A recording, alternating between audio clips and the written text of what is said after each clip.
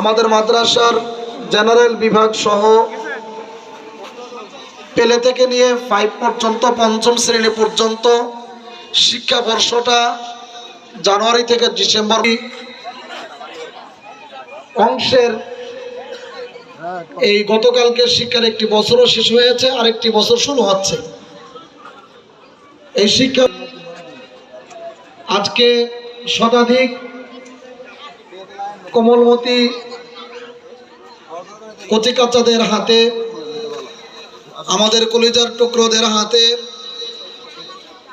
আমরা মহাগ্রন্থ আল কোরআন মাজিদ তুলে দেব। তার প্রস্তুতিও আপনারা দেখছেন।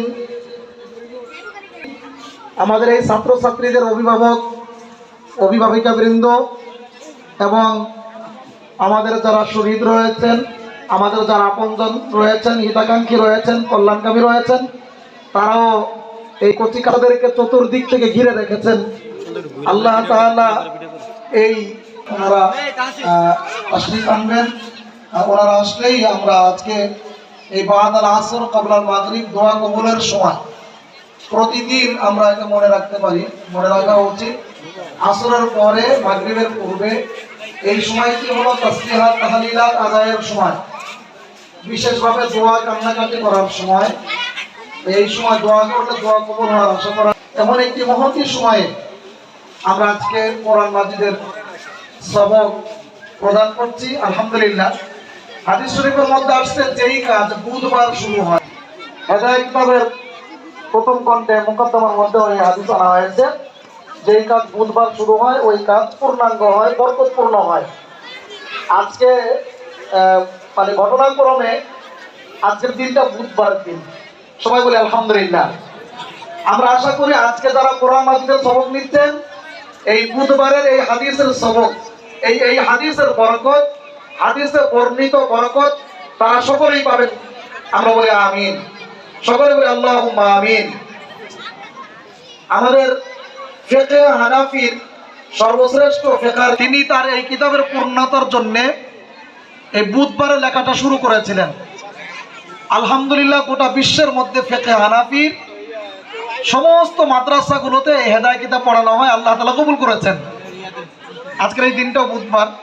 আমাদের এই কলিজার টুকরা কচিকাচা, আমাদের ছেলে মেয়ে, আমাদের কলিজার টুকরো, তাদেরকে আল্লাহ পাক রব্বুল আলামিন তাদের প্রত্যেককে কারিয়ে কোরআন, হাফেজে কোরআন, আমেলে কোরআন, হামেলে কোরআন হিসেবে কবুল করেন, সকল বলি আমিন।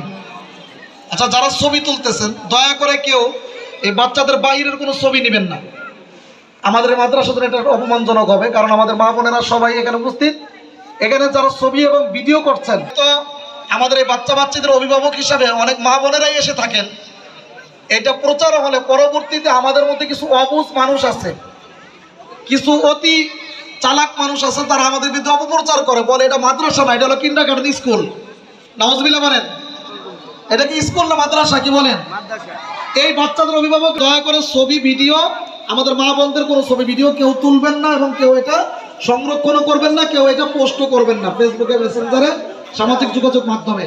এটা আমরা বিশেষভাবে অনুরোধ করলাম। সবসময় আমরা এই বিষয়টা খেয়াল রাখবো।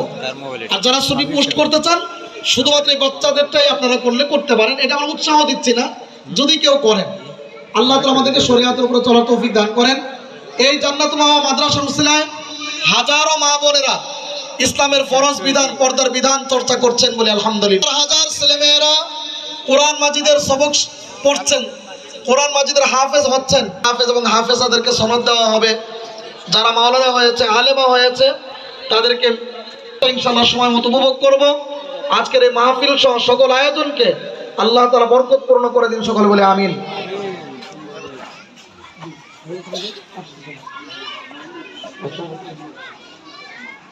আলহামদুলিল্লাহ, আমাদের অভিভাবক মহল থেকে, মাদ্রাসার পক্ষ থেকে